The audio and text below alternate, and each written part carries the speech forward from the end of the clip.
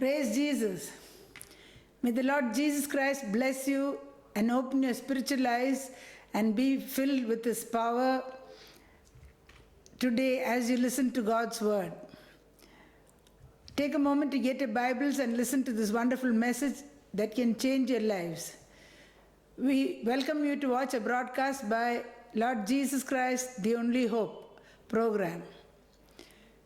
Watch with faith and expectation, you will be blessed. All glory be to Jesus. எல்லா மகிமையும் இயேசுவுக்கே. Greetings to all my wonderful viewers in the name of our Lord and Savior Jesus Christ. ஆண்டவராகிய இயேசு கிறிஸ்துவின் மேலான நாமத்தில் உங்கள் அனைவரையும் கூட நான் வாழ்த்துகிறேன். Thanks for tuning in. நீங்கள் கூட நேரத்தை செலவு செய்து கேட்டுக்கொண்டிருக்கிறதுக்காக உங்களுக்கு கூட நன்றி செலுத்துகிறேன். I praise God and thank Him for giving me this wonderful opportunity and great privilege to speak about His wonderful life-changing words. ஆண்டவராகிய இயேசு கிறிஸ்துவோட ஜீவனுள்ள வாழ்க்கையை, நம்முடைய வாழ்க்கையை மாற்ற வல்லமை வாய்ந்த ஜீவனுள்ள வார்த்தை பேசும்படிக்கு தேவன் எனக்கு கொடுத்த மகா பெரிய பாக்கியத்துக்கும் ஸ்லாக்கியத்துக்கும் நன்றி செலுத்துகிறேன். In the next half hour, God's word can change your lives forever. இந்த அரை மணி நேரத்தில் நீங்கள் கேட்க போகிற வார்த்தைகள் முற்றிலும் உங்கள் வாழ்க்கையை மாற்றி முடியும். One word from Jesus is enough. You don't need a long sermon. இந்த செய்தி கேட்கும்போது ஆண்டவராகிய இயேசு கிறிஸ்து ஒரு வார்த்தை உங்களுக்கு பேசினா போகிறோம். ஒரு பெரிய செய்தி கேட்க வேண்டிய அவசியம் இல்லை. உங்கள் வாழ்க்கை முற்றிலும் மாறிவிடும்.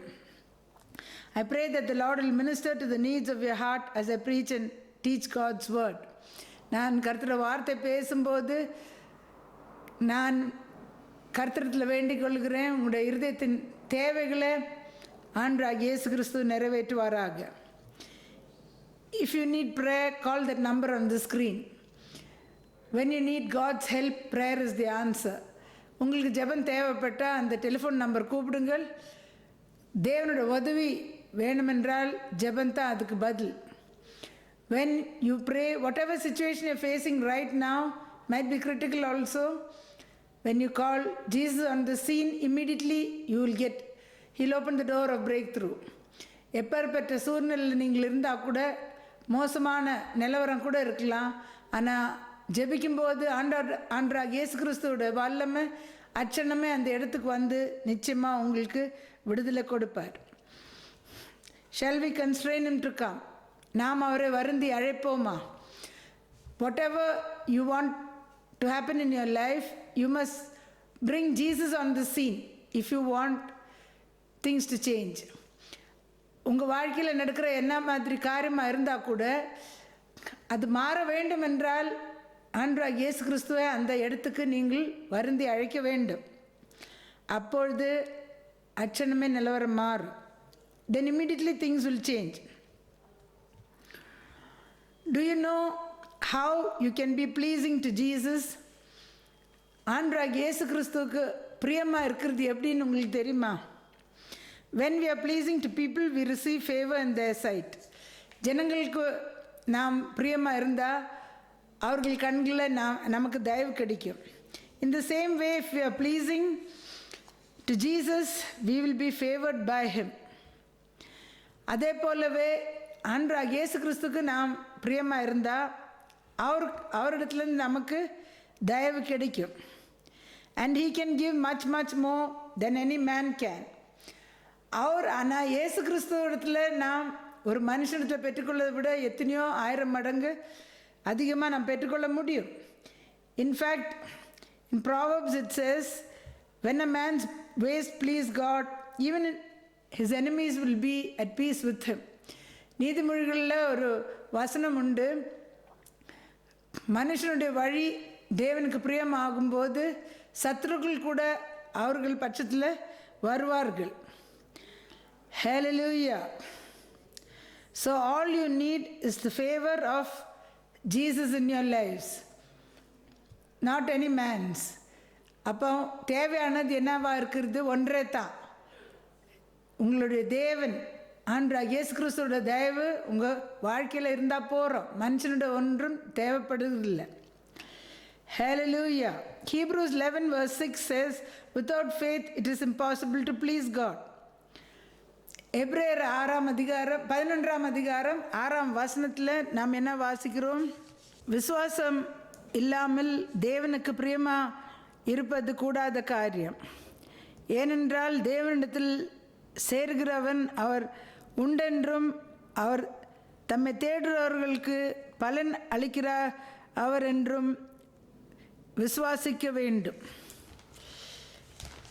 Without faith it is impossible to be pleasing to God, for he who comes to him must believe that he exists and that he is the rewarder of those who diligently seek him. God is a spirit and we cannot see a spirit. We believe he exists by faith. நம்முடைய தேவன் எப்படி இருக்கிறார் என்றால் அவர் ஆவியாக இருக்கிறார். அப்போ நம்ம பார்க்க முடியாது, ஆவியை பார்க்க முடியாது. அவர் உண்டென்று விசுவாசத்தோடு நாம் நம்ப வேண்டும். The whole Bible and the whole of Hebrews 11 talks about the saints of God who have lived by faith and gone on to glory. வேதத்தில் உள்ள 66 புஸ்தகமும் எபிரேயர் 11ஆம் அதிகாரம் முழுவதும் கூட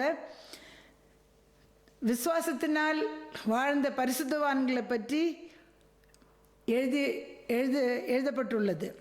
We just read that Jesus is the rewarder of those who seek him. இப்போ நம்ம என்ன வாசித்தோம்? அவரை தேடுறவர்களுக்கு, விசுவாசத்தில் தேடுறவர்களுக்கு பலன் அளிப்பார் என்று. This too we have to believe by faith. அது கூட நாம் விசுவாசத்தினால் தான் நம்ப வேண்டும். Whatever you do of what Jesus says, he mentions that he will give you something for it. இதுக்கு அர்த்தம் என்னவென்றால், ஆண்டவராகிய இயேசு கிறிஸ்து சொல்கிற காரியத்தை நாம் கீழ்ப்படிஞ்சு செய்யும்போது அதுக்கு அவர் ஒரு காரியத்தை, ஒரு பலனை உங்களுக்கு கொடுப்பார் என்று. There is a reward system set up. ஒரு பலன் பெற்றுக்கொள்கிற ஒரு முறையை ஏற்படுத்தியிருக்கிறார். In the Gospels he says, if anyone gives a glass of water in my name, he will not lose his reward. சுவிசேஷத்தில் நாம் என்ன வாசிக்கிறோம்? என் நாமத்தின் நிமித்தம் ஒரு கிளாஸ் தண்ணி கொடுத்தா பலன் இல்லாத போகாது என்று. A glass of water is nothing much if you see. ஒரு கிளாஸ் தண்ணி அது ஒரு பெரிய காரியம் கிடையாது. You can do this with your children and others too. When you offer a reward, they'll surely read the Bible and pray, and they'll do whatever you tell them to do with eagerness. இது நீங்கள் உங்கள் குடும்பத்தில் பிள்ளைகளுக்கும் சபையில் கூட இது செய்ய முடியும். நீங்கள் ஒரு பலனை, ஒரு காரியத்தை உங்களுக்கு கொடுக்குறேன், வேதத்தை வாசித்தா, ஜெபித்தா அப்படின்னு சொல்லி பிள்ளைகள் கூட சொல்லும்போது அவங்க இன்னும் வாஞ்சியாக வேதத்தை வாசிப்பார்கள், இன்னும் அதிகமாக ஜெபிப்பார்கள். In the book of Revelation we read Jesus saying over and over many times, he who overcomes. வெளிப்பாட்டின் புஸ்தகத்தில் நாம் வாசித்தா ஆண்டவராகிய இயேசு கிறிஸ்து திருப்பி சொல்லுகிறத, ஜெயம் கொள்ளுகிறவனை பற்றி சொல்லுகிறத நாம் வாசிக்கிறோம்.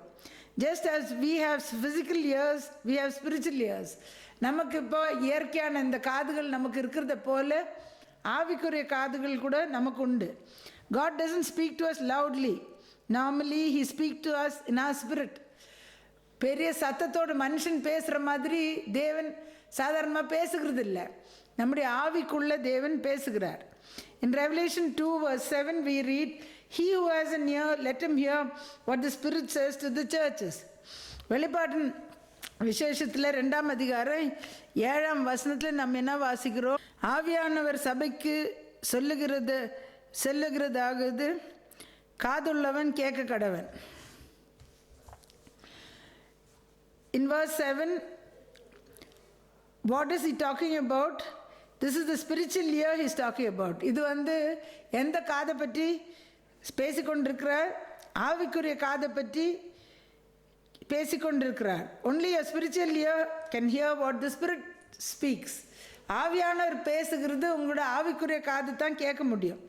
In verse 7 he continues to say, to him who overcomes I will give to eat from the tree of life which is in the midst of the paradise of God. 7ஆம் வசனத்தில் தொடர்ந்து என்ன எழுதுகிறார்? ஜெயம் கொள்ளுகிறவனும் அவனுக்கு தேவனுடைய பரதேசின் மத்தியில் இருக்கிற ஜீவ விருட்சத்தின் கனியை புசிக்க கொடுப்பேன் என்று எழுது. Hallelujah. In verse 11 we read him saying, he who has an ear, let him hear what the Spirit says to the churches. 11ஆம் வசனத்தில் திருப்பி என்ன சொல்லுகிறார்? ஆவியானவர் சபைக்கு பேசுகிறத காதுள்ளவன் கேட்க கடவன். He who overcomes shall not be hurt by the second death. ஜெயம் கொள்ளுகிறவன் இரண்டாம் மரணம் சேதப்படுத்தாதென்று வாசிக்கிறோம். In verse 17 again he says, he who has an ear, let him hear what the Spirit says to the churches. திருப்பி 17ஆம் வசனத்தில் நம்ம என்ன வாசிக்கிறோம்? ஆவியானவர் சபைக்கு சொல்லுகிறதே காதுள்ளவன் கேட்க கடவுது. Hallelujah. To him who overcomes I will give some of the hidden manna to eat, and I will give him a white stone, and on the stone a new name written, which no one knows except him who receives it. தொடர்ந்து 17ஆம் வசனத்தில் நாம் என்ன வாசிக்கிறோம்? ஜெயம் கொள்ளுகிறவனுக்கு நான் மரவான மன்னாவை புசிக்க கொடுத்து அவனுக்கு வெண்மையான குறிக்கல்லையும் அந்த கல்லின் மேல் எழுதப்பட்டதும் அதே பெருகிறவனே அன்றி வேறொருவனும் அறியக்கூடாதமாகிய புதிய நாமத்தையும் கொடுப்பேன் என்று எழுது. Hallelujah. In verse 26 again he says, he who overcomes and keeps my works until the end, to him I will give power over the nations. 26ஆம் வசனத்தில் நாம் தொடர்ந்து பார்க்குறோம். ஜெயம் கொண்டு முடிவு பரியந்தம் என் கிரியைகளை கை கொள்ளுகிறவனுக்கோ அவனுக்கு நான் என் பிதாவினிடத்தில் அதிகாரம் பெற்றது போல் ஜாதிகளின் மேல் அதிகாரம் கொடுப்பேன். In verse 29 again he says, he who hath an ear, let him hear what the Spirit says to the churches. 29ஆம் வசனத்தில் நம்ம என்ன வாசிக்கிறோம்? திருப்பி சொல்லுகிறது என்னவென்றால், ஆவியானவர் சபைக்கு பேசுகிறத காதுள்ளவன் கேட்க கடவுது என்று.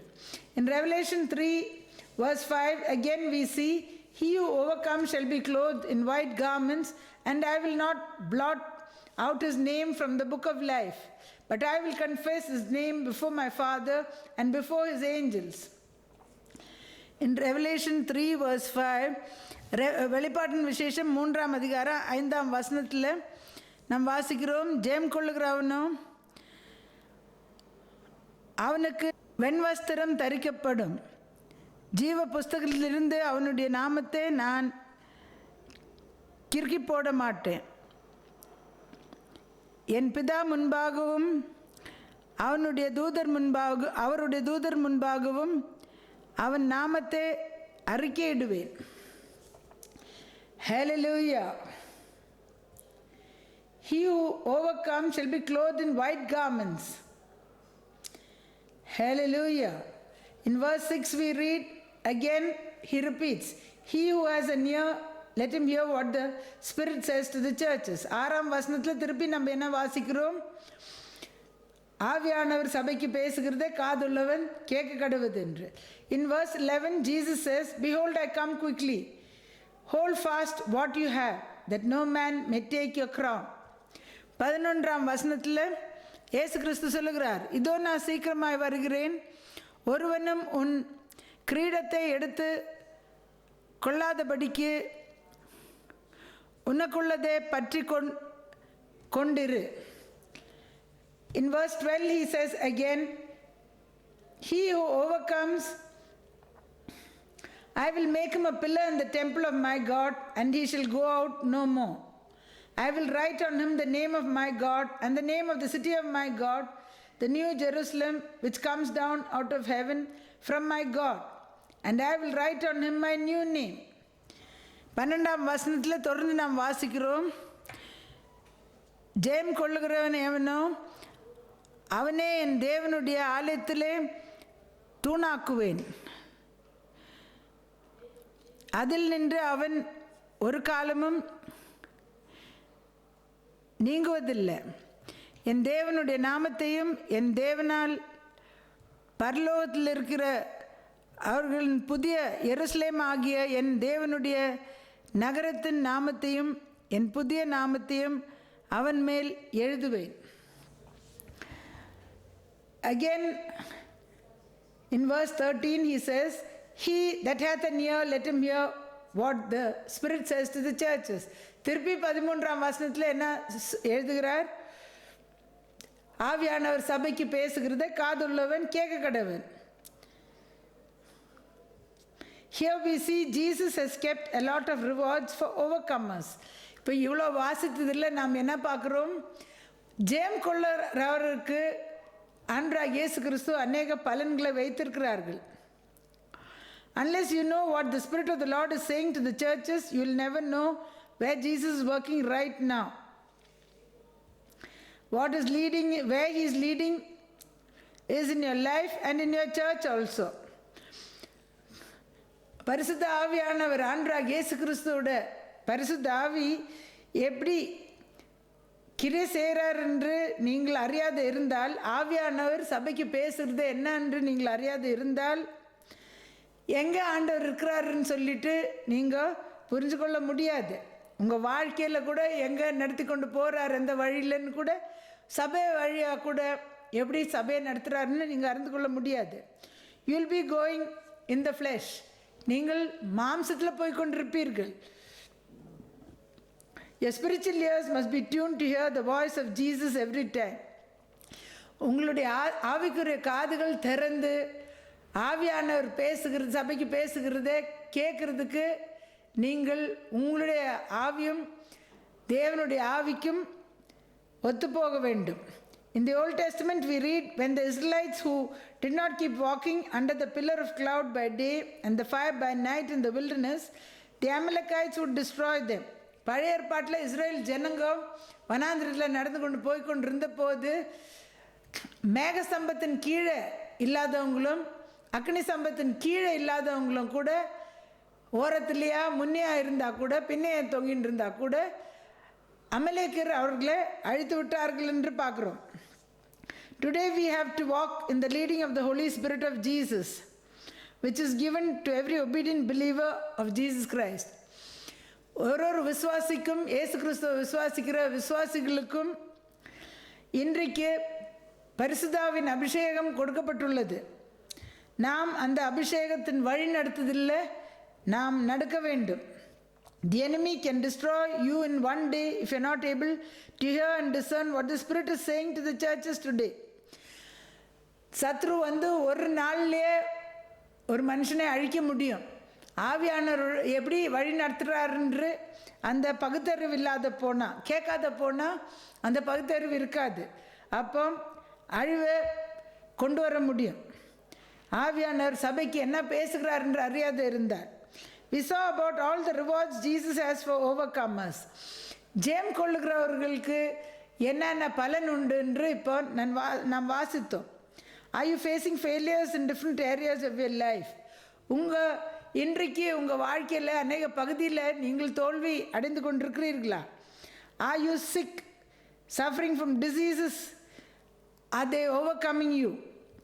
வியாதி பலவீனம் உங்களை மேற்கொண்டிருக்கிறதா? Is the spirit of poverty overcoming you? தரித்திரத்தின் ஆவி உங்களை மேற்கொண்டிருக்கிறதா? Or the spirits of bondages tied you up?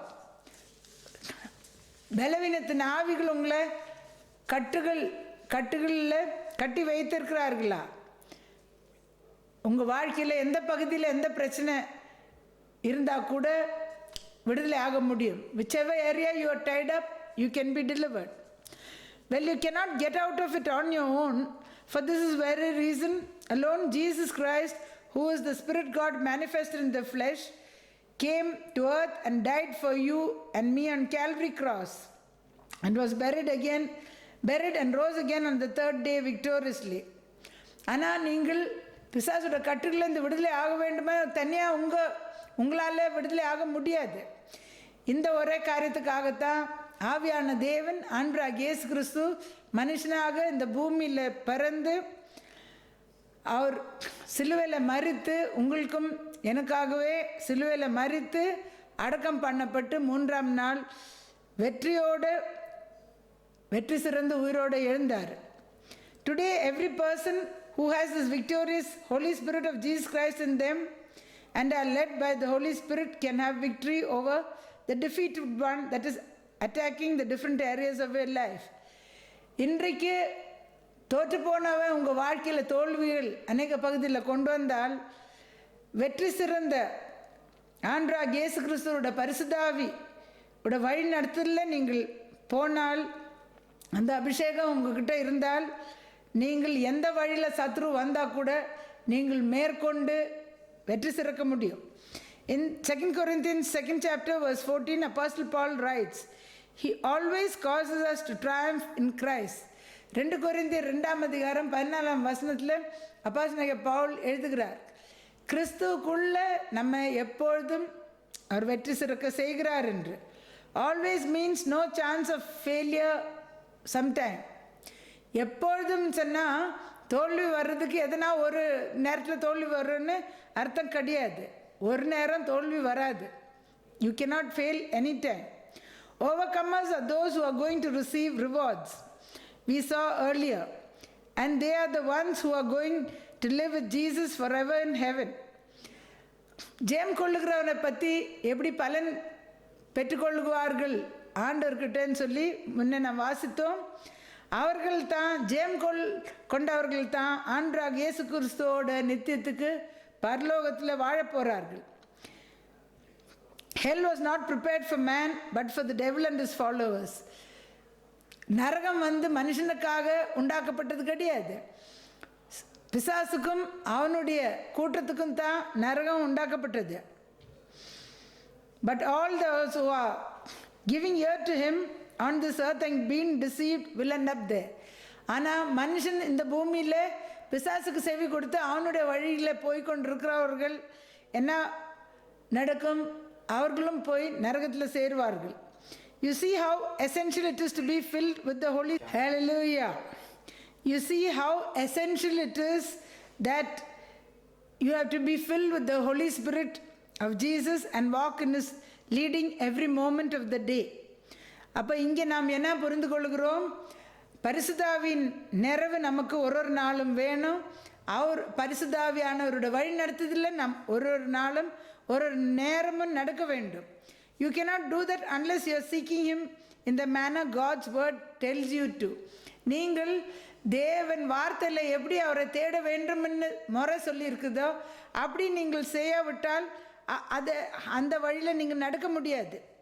In Revelation 1 verse 3 we read, Blessed is he who reads and those who hear the words of this prophecy and keep those things which are written in it, for the time is near.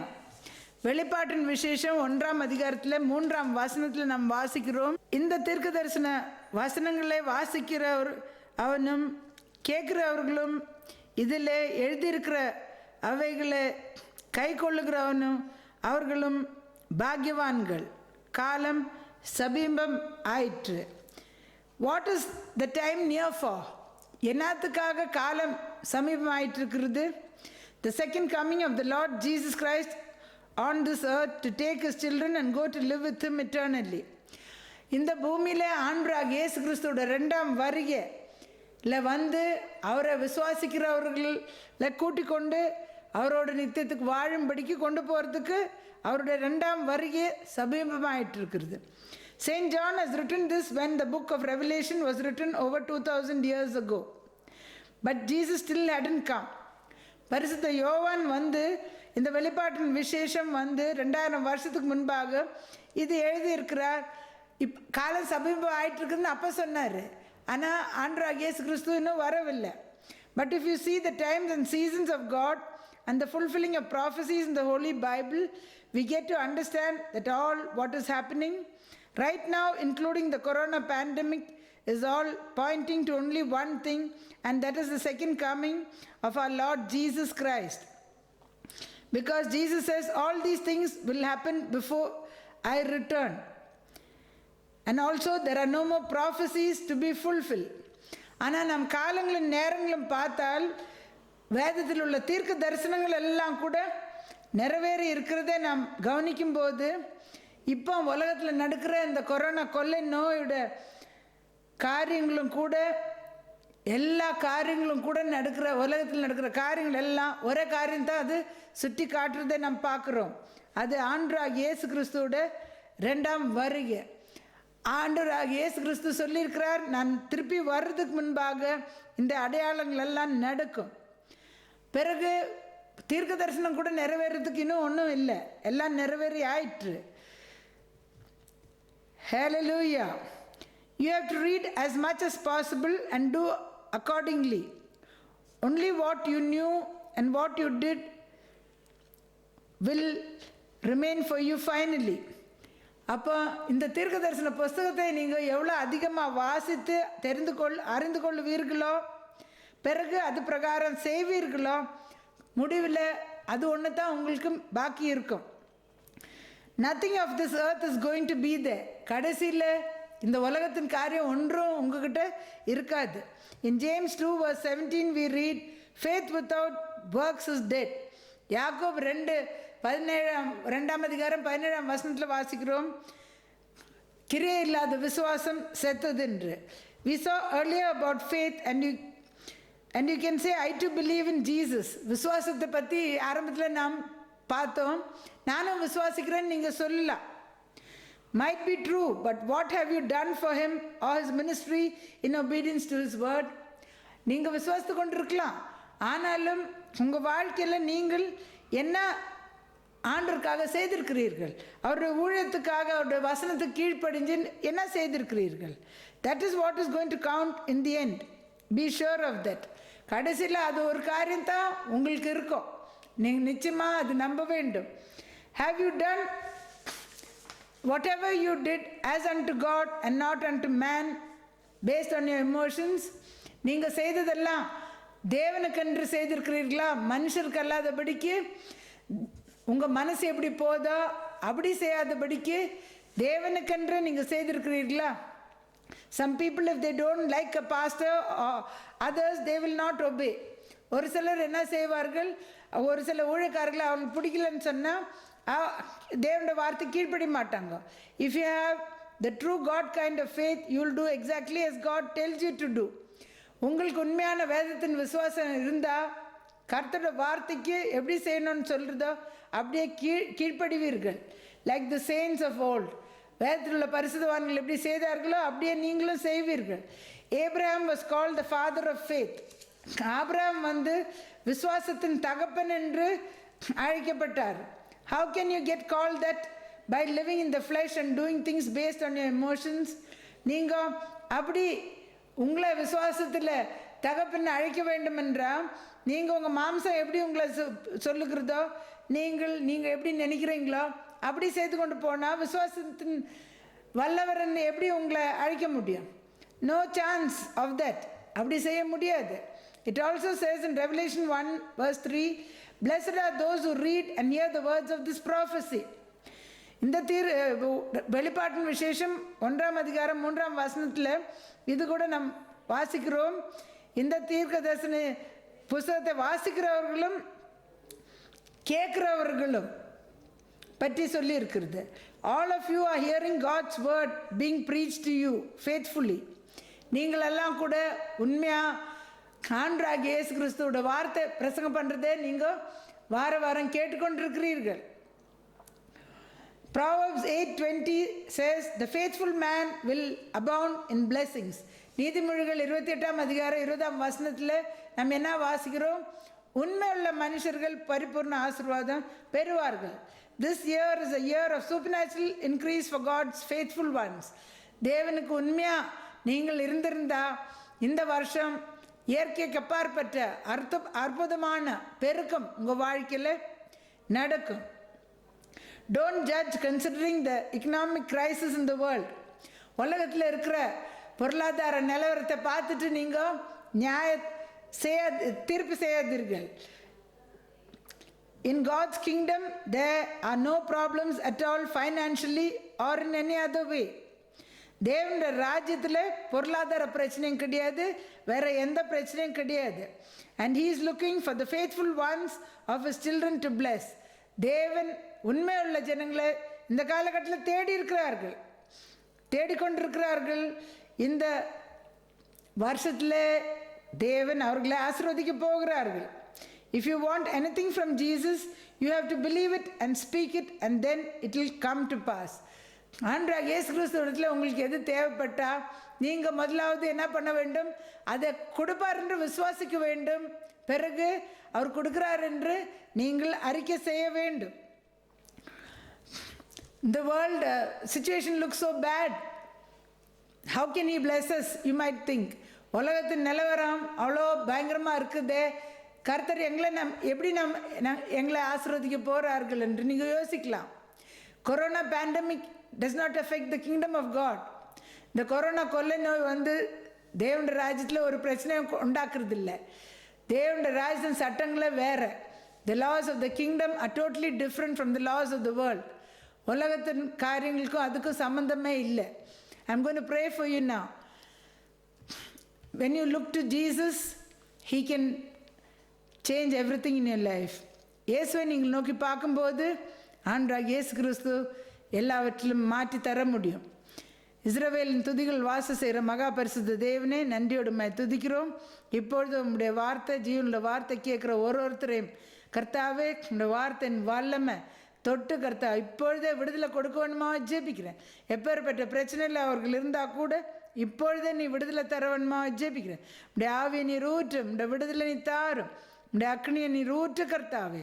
எல்லா காரியங்களும் நீ மாற்றி இவங்களை உண்மையாக கர்த்தாவே, வார வாரம் செய்திகளை கேட்டுக்கொண்டு இருக்கிற ஒருத்தரையும் கர்த்தாவே நீ விடுதலை ஆக்கி அபிஷேக வல்லமைனால ஆசீர்வதிச்சு கர்த்தா ஜெயம் கொள்ளுகிற வல்லமை அபிஷேகத்தை அவர்களுக்கு தார். அவர்களும் ஜெயம் கொண்டு கர்த்தாவே ஹல்லேலூயா உம்மோடு நித்தியத்தில் வாழ கிருபை செய்யும். இயேசு கிறிஸ்துவின் வல்ல நாமத்தில் ஜெபிக்கிறேன் நல்ல பிதாவே. Dear Lord Jesus, I thank you and praise you for each and every one listening to this message. Pour out your spirit on each and every one of them. Lord, the power of your word, Father, let it work in their lives. Lord, they're faithfully listening to your word every week. Father, you're looking for faithful ones to bless. Pour out your Holy Spirit and deliver them and bless them, Lord Jesus, financially also, Father. Many of them support your ministry, Lord Jesus. Bless them more and more so that they can finance the end time harvest. In Jesus' name I pray with thanksgiving. Amen. If this message is a blessing to you, contact us by phone. Your testimony is a blessing to many. If you want to support this ministry, send your offerings. Put it in the bank account number or Google Pay number mentioned on the screen. Or you can send it to the address on the screen also. The blessing of this ministry will be upon you and your families. இந்த செய்தி உங்களுக்கு ஆசீர்வாதமாக இருந்தால் உங்கள் சாட்சிகளை எங்களுக்கு telephone மூலிமா தெரிவிங்கள். இந்த ஊழியத்தை தாங்க விரும்பினால் நீங்கள் அந்த அக்கௌண்ட் நம்பர்லேயோ கூகுள் பே நம்பர்லேயோ உங்கள் காணிக்கையில் அனுப்பி கொடுங்கள். இந்த கடைசி நாட்களின் அறுவடையை நீங்கள் தாங்குங்கள். கர்த்தர் எல்லை இல்லாத ஆசீர்வாதம் உங்கள் குடும்பத்துக்கும் உங்கள் மேலே பழிக்க செய்வாராது. தனிப்பட்ட முறையில் ஜெபம் தேவைப்பட்டால் வெள்ளிக்கிழமை காலையில் 10லேருந்து 2 வரைக்கும் அதே முகவரியில் தனிப்பட்ட ஜெபம் ஏறெடுக்கப்படும். நீங்கள் எங்களை டெலிஃபோன் பண்ணுங்கள், வந்து உங்கள் விடுதலை பெற்றுக்கொள்ளுங்கள். If you want individual prayers, contact us by phone and at the same address. Friday morning 10 to 2, individual prayers will be made for your deliverance. Till we meet again, do not forget, Jesus Christ is Lord. May God bless you.